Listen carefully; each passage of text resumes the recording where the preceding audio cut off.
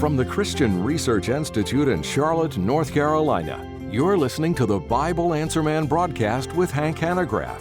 We're on the air because life and truth matter. The mission of the Christian Research Institute is to equip believers to always be prepared to give an answer to everyone who asks you, to give the reason for the hope that you have with gentleness and respect. For more information, resources, or to donate to CRI, call 888-7000-CRI or go online to equip.org. The following program was pre-recorded. And now, here's Bible Answer Man host, Hank Hanegraaff. Thank you very much, Randy. Do remember you can also contact us via the mail at Box 8500, Charlotte, North Carolina, zip code 28271. Next Tuesday marks the end of the month, and we are featuring all this month Fragments of Truth. Can We Trust the Bible? The movie on DVD. If you don't have it, get a copy. It's a must for your spiritual library. It's one of the great apologetic tools demonstrating that the Bible is divine rather than merely human in origin. You can get your copy again in a safe, secure fashion on the web at equip.org or write me at Box 8500, Charlotte, North Carolina, zip code 28271. The most virulent attacks on the historicity of the Old Testament are often reserved for its account of the Exodus. In fact, the Exodus was specifically singled out by a gathering of biblical minimalists in Rome and dismissed as myth with three short words: it never happened. In other words, the Exodus never took place. The Exodus, say such scholars, it's an artificial and theologically influenced literary construct. It's a spiritual creation that has been made out of thin air. No less an authority than University of Sheffield's Philip Davies pontificated that most biblical scholars find absolutely no historical validity to the biblical account of the Exodus. Now think about that for a moment. We're not just talking about any biblical passage. Here you have world-class scholars denying the reality of the biblical account of the Passover. And if there's no Passover, there's no Pascha. No type, no antitype. No Passover lamb, no lamb who takes away the sin of the world. No Jewish scripture, no New Testament fulfillment. And so we need to have a response to these deniers. And one of those responses actually comes from the brilliant Jewish Old Testament expert. His name is Professor Nahum Sarna. And he is absolutely certain that the Passover is history rather than hoax. Because in his esteemed judgment, no nation would be likely to invent for itself such an inglorious and inconvenient tradition unless it had an authentic historical core. And Nahum Sarna is absolutely right. Scholars who deny the Exodus are wrong, and those who affirm it are right. As it turns out, it is as unlikely that Jews invented the Exodus as it is that they invented the Holocaust. Now, I say that for three reasons. The first of which is that archaeologists have uncovered a tomb schematic showing Semitic slaves making mud bricks at the Egyptian city of Thebes on the Nile. Egyptian-born professor of Old Testament and ancient Near Eastern history and archaeology, James Hoffmeyer, has aptly pointed out that the practice of using forced labor for building projects is only documented for the period 1450 to 1200, which happens to be the very time most biblical historians place the Israelites in Egypt. In other words, at the very time of the Exodus. Second reason is the mixed multitude described in Exodus chapter 12 also accords very, very well with the archaeological record. A line in an Egyptian document that has been dubbed Leiden Papyrus 348. I'm fond of that papyrus. I was born in Leiden. This is a scriptural fragment which provides contextual evidence for a mixed multitude of Semitic people who are described as being liberated from bondage in Exodus chapter 12. One more reason, a third reason. The very name Moses provides corroborating evidence for the biblical account of the Exodus. Etymologically, this name, the name Moses, is rooted in Egyptian tradition and it fits well with the Exodus era. In the earliest traditions, Moses' name signifies one who gave birth to Israel as a covenant nation. Well, mud bricks, mixed multitude, Moses, they all provide a wholly plausible framework for the Exodus. However, an archaeological discovery known as the Merneptah Stele presents a positively formidable challenge to Exodus deniers. This stele, this 7.5 foot tall black granite stone slab, inscribed in Egyptian hieroglyphics, boasts of the military conquest of Pharaoh Merneptah, who was the son of the famed Ramses II. And he is hailed the victorious ruler, exalted, king among the gods, and the penultimate line on this stele boasts, Israel is wasted, bare of seed, which is a metaphor implying that Israel's store of grain was destroyed and they no longer posed a military threat. I can hardly think of a more significant and large testimony to the Exodus.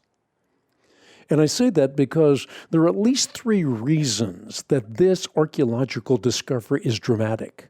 The first of which is that the Merneptah Stele, also known as the Israelite stele, is the earliest reference to Israel in extra-biblical sources and quite literally explodes the myth of Israel contention of these minimalist scholars.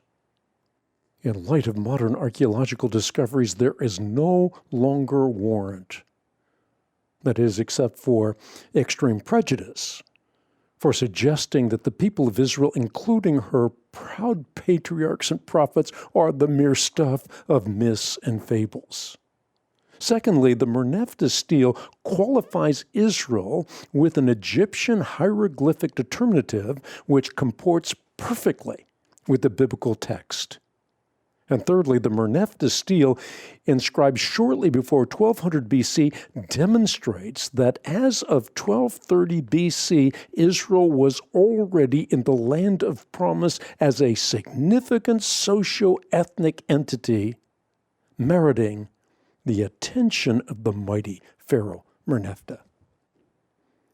Unearthing the Merneptah Stele is it's another in a long list of archaeological discoveries that demonstrate that what is found in soil corresponds to that which is found in the Bible. And once again, we have scholars denying the reality of the Bible and Fragments of Truth denying the scholarship of the deniers. Imagine a papyrus such as Leiden 348 48, underscoring the reality of a Semitic people liberated from bondage in Egypt precisely as depicted in the Old Testament scriptures. So can we trust the Bible? Absolutely. Both old and new. If you have not as yet acquired your copy of Fragments of Truth, Can We Trust the Bible? Get your copy immediately. And watch as scholars such as Dr. Craig Evans highlight the groundbreaking new evidence that demonstrates the reliability of the biblical text. This is our authority for faith and practice. And you and I are called to always be ready to give an answer, a reason for the hope that lies within us, with gentleness and with respect. Coming up to station break, we'll be right back with a very significant question in just a few moments. Has Jesus been misquoted? Skeptics like Bart Ehrman have caused thousands of people to doubt or depart their faith based on the claim that biblical manuscripts cannot be trusted because they have been doctored to push a theological agenda. In the new film Fragments of Truth, Dr. Craig Evans debunks this fallacious claim and demonstrates that the case for the reliability of the New Testament manuscripts is stronger than ever. To receive your DVD of Fragments of Truth, Ancient Documents, New Discoveries, call 888-7000-CRI and make a gift to support the Christian Research Institute's life-changing outreaches. 888-7000-CRI or visit us at equip.org. Stay tuned. Hank Hanegraaff will be right back to answer more questions.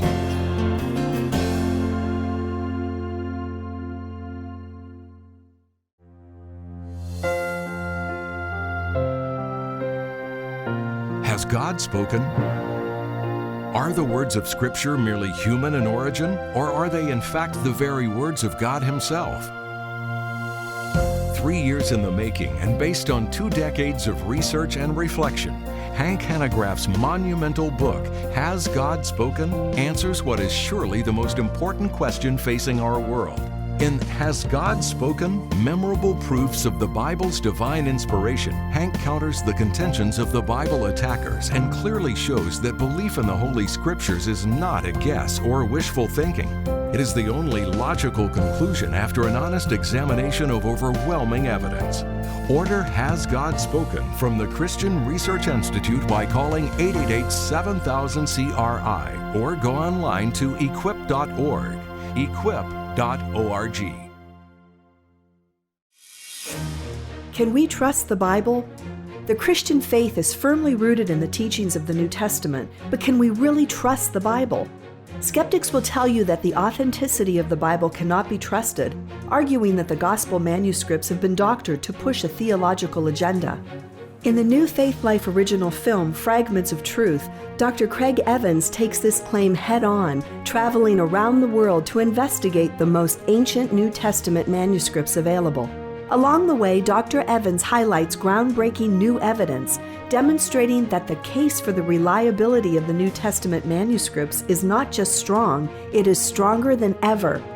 To receive your DVD of Fragments of Truth, Ancient Documents, New Discoveries, call 888-7000-CRI and make a gift to support the Christian Research Institute's life-changing outreaches, 888-7000-CRI, or visit us at equip.org.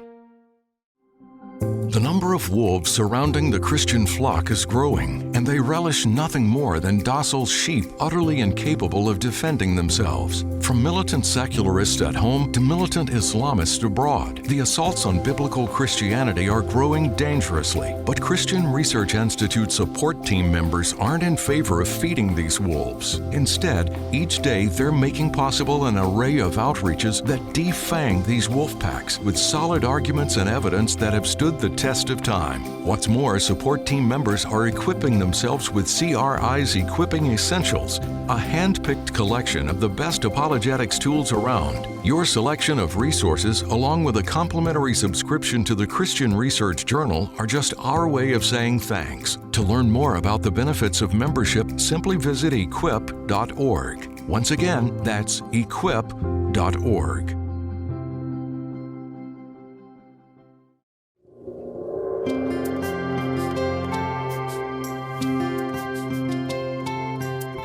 Now back to the Bible Answer Man broadcast and your host, Hank Hanegraaff. Thank you very much, Randy. I want to devote this segment of the broadcast to an email question by Anthony. It is a very important question. It is one of the reasons that Paul Meyer and I, a number of years ago, wrote a book called The Da Vinci Code, Fact or Fiction. At this time of the year, there are so many documentaries and books and pontifications that seek to undermine the gospel narratives, to seek to destroy the very foundation of the historic Christian faith. Anthony is asking the question specifically, was Jesus married? He says a program called The Gospel of Jesus' Wife claims a fragment of a document called The Gospel of Mary, which identifies Mary Magdalene as the wife of Jesus. And in reply, I think it's important to point out that in an age of historical and biblical literacy, it's become increasingly popular to perpetuate the notion that Jesus was married. Because we're biblically illiterate, it is so easy to get away with that kind of fiction. The role of Mrs. Jesus in these fanciful depictions is most often played by Mary Magdalene. In fact, the notorious novel that I just referenced, The Da Vinci Code, has received so much attention for its iteration of this tired old tale. And in contradiction to the claims of sensationalistic scholars like Dan Brown, a survey of the evidence demonstrates conclusively that the married Jesus myth is nothing more than radical historical revisionism. There's not a scintilla of evidence in Scripture, in the writings of the early church, or, for that matter, in the extra-biblical accounts of the life of Jesus, that he was ever married. Contrary to the offhanded mention of Dan Brown's character T-Bing, of countless references to Jesus and Magdalene's union, there are absolutely none. In fact, such references are conspicuous by their absence. The two documents most often cited in support of the married Jesus myth, the Gospel of Philip and the Gospel of Mary Magdalene, which Anthony mentions in his question, were written too early to have any credibility whatsoever. In fact, Fragments of Truth, the movie on DVD that is our special offer for the month, counters the claim head on.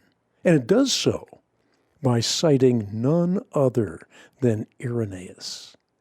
Irenaeus, of course, was one of the earliest people to comment on the false Gnostic Gospels. Imagine these comments on the falsity of the Gnostic Gospels this early on in church history. Irenaeus ridicules these Gnostic writings. He says, the ink is still wet. The ink is wet on these documents. They weren't written in the apostolic age. They don't have the ancient credentials that Matthew, Mark, Luke, and John have. Again, this is Irenaeus. He is one of the early apologists in the Christian church. Another early church writer, the 4th century father of church history, so not an insignificant person, Eusebius, often talks about apocryphal texts as well. He says, they clearly were not written by the apostles or associates of the apostles. They claim to have been written by Thomas or by Mary or by whomever. But, says Eusebius, these texts are bastards. They're illegitimate children because they don't have the parents that they claim to have. You'll notice that these early Christian writers or historians did not mince words. But there's another noteworthy point that ought to be made here. While no evidence from the historical record supports the notion that Jesus was ever married, the New Testament contains powerful evidence that Jesus was not married. Let me give you an example. In 1 Corinthians 9:5, Paul defended his right to have a wife by appealing to the fact that Peter and the other apostles had wives. Remember the words of the apostle? He said, don't we have a right to take a believing wife along with us, just as the Lord's brothers and Cephas? Now, if Jesus had been married, it is unthinkable that the Apostle Paul would have neglected to appeal to Jesus as the ultimate precedent. And for this reason, Paul Meyer, professor of ancient history at Western Michigan University and co-author of my book, The Da Vinci Code, Fact or Fiction, aptly refers to 1 Corinthians 9:5 as, I love the way he put it, as the graveyard of the married Jesus fiction. So in answer to Anthony, was Jesus married? Absolutely not. There's a lot of sensationalism and sophistry, a lot of selling going on in the current epoch. And we ought to be ready always to give an answer, a reason for the hope that lies within us, with gentleness and with respect. And above all, it is so important that we can give an account or a defense of the Bible as divine, not merely human in origin. And we do that not, again, as a function of blind faith, but rather faith in evidence. We have the manuscript evidence.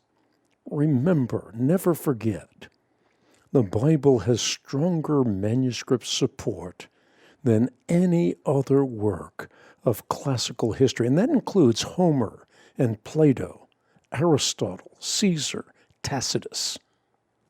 So the Bible is buttressed by manuscript support that gives it authenticity, that gives it validity. And then, of course, there's the archaeologist's spade, which demonstrates time and time again that in direct contrast to pagan mythology, the people, the places, the particulars that you find in sacred scripture have their roots in history and evidence. This is precisely the opposite of what you find in Mormonism. The Book of Mormon is, well, it's overwhelmed by evidence that buries it as an illegitimate contender for the words of God. The contrast is stark, to say the least. And I should also mention prophecy. Biblical prophecy is not designed to help us pin the tail on an antichrist or to pinpoint a future tribulation. Rather, prophetic stars in the constellation of biblical prophecy provide powerful proof that the Bible is divine, as opposed to being merely human in origin. And there's a reason for that. God says, I told you these things long ago. Before they happened, I announced them to you so that you couldn't say my idols did them, my wooden image, my metal god ordained them. Or as Jesus put it so succinctly, I've told you before it happens, so that when it happens, you may believe. Counterfeit prophets have one thing in common. They're consistently wrong. In a lumen contrast, genuine biblical prophets are infallibly correct, and unlike the pretenders, their prophetic prowess cannot be pawned off to good luck, good guessing, or deliberate deceit. Well, we've come to the end of another broadcast, another week of broadcasts, and as always, I want to thank those who stand shoulder to shoulder with me in the battle for life and truth. You are touching the lives of people all over the planet. We're deeply grateful for your support. You can give in a safe, secure fashion on the web at equip.org, and be sure, if you haven't done so already, to ask for Fragments of Truth. Can we trust the Bible? So long for now. Have a great weekend. You've been listening to the Bible Answer Man broadcast with Hank Hanegraaff. To learn more about Hank or the Christian Research Institute, just go to equip.org. Equip.org is a fountain of information and resources designed to help you defend the faith and grow in your knowledge of the truth. You can also stream the broadcast live or download archived broadcast. To talk with a resource consultant by phone, call 888-7000-CRI, or you can write to us at Post Office Box 8500, Charlotte, North Carolina 28271. The preceding program was pre-recorded. The Bible Answer Man broadcast is supported solely by listeners like you. We're on the air because life and truth matter.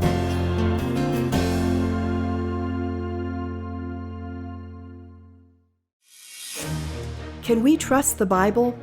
The Christian faith is firmly rooted in the teachings of the New Testament, but can we really trust the Bible? Skeptics will tell you that the authenticity of the Bible cannot be trusted, arguing that the gospel manuscripts have been doctored to push a theological agenda.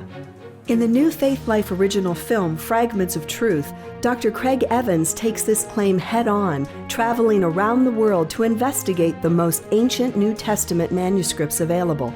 Along the way, Dr. Evans highlights groundbreaking new evidence, demonstrating that the case for the reliability of the New Testament manuscripts is not just strong, it is stronger than ever. To receive your DVD of Fragments of Truth, Ancient Documents, New Discoveries, call 888-7000-CRI and make a gift to support the Christian Research Institute's life-changing outreaches, 888-7000-CRI, or visit us at equip.org.